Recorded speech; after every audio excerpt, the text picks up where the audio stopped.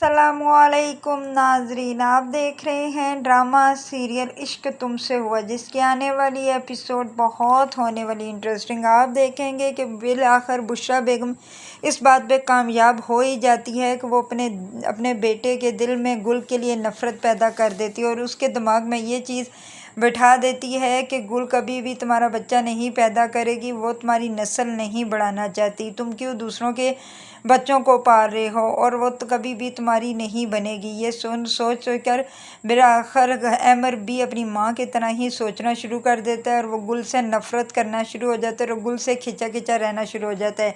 इधर आप देखेंगे कि जब वो गुल के पास जाता है तो गुल ऐसा कहती है कि अमर तुम्हें क्या हो गया है, क्यों तुम मेरे साथ ऐसा कर रहे हो। तो इस पर अमर कहता है कि कोई बात नहीं है, मेरा दिमाग मत ख़राब करो, क्योंकि हर वक्त मैं एक ही बात सुनकर पागल हो गया हूँ, मुझे कुछ समझ नहीं आती। अम्मी के पास जाओ तो वो तुम्हारी बुराइयां करती है, तुम्हारे पास हो तो तुम उनकी बुराइयां करती हो, मुझे कुछ समझ नहीं आ रहा। इस पर गुल कहती है कि ऐसी क्या बात होगी अमर, अगर आप मुझे बताएंगे तो शायद इसका कोई हल निकले। अब मैं सोच रही हूँ, कितने दिनों से देख भी रही हूँ कि आप मुझसे खिंचे खिंचे और मुझसे दूर हो रहे हैं। ऐसा क्या मैंने कर दिया जिसकी वजह से आपको मुझसे नफ़रत हो गई। इस पर उमर कहता है कि कोई ऐसी बात नहीं है। बिल आखिर आहिस्ता आहिस्ता गुल ये सोचने पर मजबूर हो जाती है, क्योंकि उसकी सांस बार बार यही कह रही होती है कि उसे उसका अमर का बच्चा चाहिए। इसीलिए वो गुल उसके अमर के पास जाती है और आराम से कहती है कि अमर, मैंने आपसे एक बात करनी है, मैंने किसी डॉक्टर को चेक करवाना है।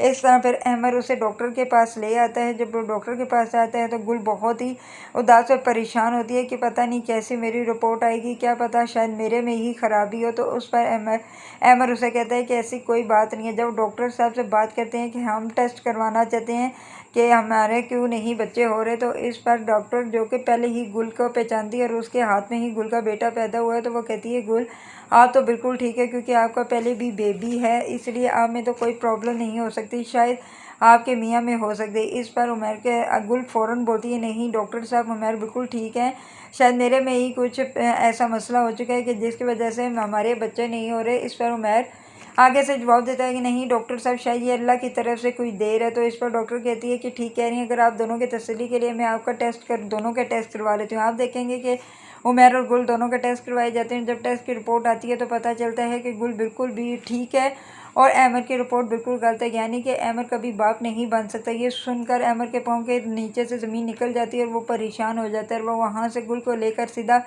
अपने घर ड्रॉप करके वहीं से बाइक से चला जाता है। एक समंदर के पास खड़ा होकर इतना रोता है और परेशान होता है कि ये क्या हो गया, खुदाया मुझे माफ़ कर दे। इधर आप देखेंगे कि उमर की माँ इंतज़ार कर रही होती है उमर का कि वो आए मुझे डॉक्टर के पास लेकर जाए। जब वो गुल आती है तो उससे पूछती है कि उमर का है, मेरा कॉल क्यों नहीं उठा रहा। तो वो कहती है कि वो मुझे ड्रॉप करके चले गई हैं। तो वो कहती है कि उसे ये नहीं पता था कि माँ को भी डॉक्टर के पास लेके जाना, बस बीवी को और उसके किसी के बच्चे को फेर रहा है। इस पर वो कहती है कि अगर मैं कॉल करूँ तो बुला देती हूँ। इस पर उमर की माँ कहती है कि कोई ज़रूरत नहीं है। इधर अभी नौशी चादर इस्त्री करके ले आती, कहती है कि अम्मा ये चादर मैंने इस्त्री कर दी, आप वैसे भी डॉक्टर के पास जा रही हैं। तो इस पर आगे से बुशरा बेगम कहती है मैं डॉक्टर के पास नहीं जा रही, क्योंकि उमर आए ही नहीं है, वो बाहर से ही कहीं से चला गया है। ये कहकर वो वहाँ से चली जाती है। तो इधर आप देखेंगे कि नौशी खड़ी हो जाती है और नौशी कहती है कि गुल तुम तो बहुत चालाक हो, तुम्हें नहीं पता था कि हमेशा ही उमर खाला जान यानी अम्मा को लेकर जाता है डॉक्टर पर। इस पर आगे से गुल बोलती है ये तुम्हारा मसला नहीं है, ये मेरे मियाँ का और मेरी सास का मसला है। इस पर नौशी कहती है ये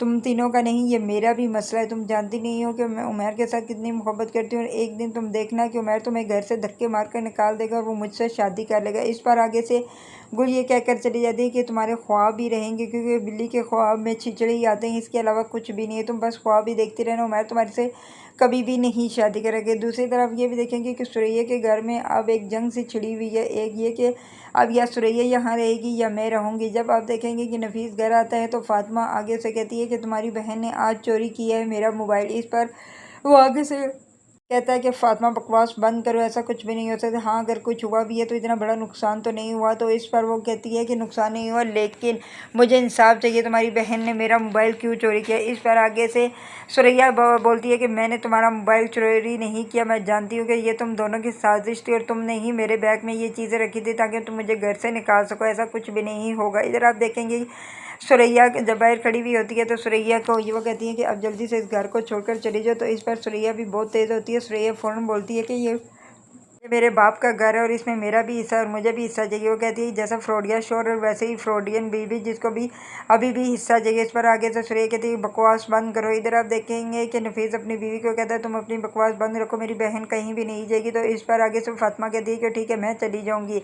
इधर दूसरी तरफ आप देखेंगे गुल किचन में काम कर रही होती है तो वहाँ पर नौशी आ जाती है। नौशी उसके पास खड़ी होकर कहती है कि तुम देखना एक दिन तुम्हें मैं यहाँ से निकाल कर छोड़ूंगी, बस तुम्हारे कुछ ही दिन है। यहाँ पर उमर तुमसे अब नफरत करता है क्योंकि तुम्हारे साथ तो वो सीधे मुँह बात भी नहीं अब करता और इसलिए तुम्हें अब यहाँ से जाना होगा। वो मुझसे साथ शादी करे क्योंकि वो मुझे ही पसंद करता है। अभी ये कहती है तो गुल यूँ उसे पीछे करती है तो वो उसको धक्का लगता है तो आगे से बुशरा बेगम आकर उसको सामान लेती है। इस बार वो बुशरा बेगम कहती है कि गुल ये क्या बदतमीज़ी है, तुम अपनी हद में रहो, कोई कहीं ज़्यादा तुम अपनी हद से बाहर तो नहीं हो रही। तो इस पर कहती है कि खालाजान मैंने ऐसे कुछ भी नहीं किया, मैंने तो सिर्फ नौशी को पीछे किया है, मुझे नहीं पता ये कैसे गिर गई। तो इस पर आगे से बुशरा बेगम कहती है कि बकवास बंद करो। ये कहकर वो वहाँ से चली जाती है और इधर आप देखेंगे कि नौशी हंसना शुरू हो जाती है। नौशी कहती है देखा कि मैंने कैसे तुम्हारी खालाजान से बेइज्जती करवाई है। इधर आप देखेंगे कि वो फ़ौरन आगे से बोलती है कि तुम तो बस ख्वाब ही देखते रहते हो, ना तुम्हारे नसीबों में दिन की रोशनी है ना रात की चांदनी है, इसलिए अब तुम ख्वाबों की तरह उमर को सोचोगे तुम्हारा उमर मिलेगा। इधर आप देखेंगे कि जब गुल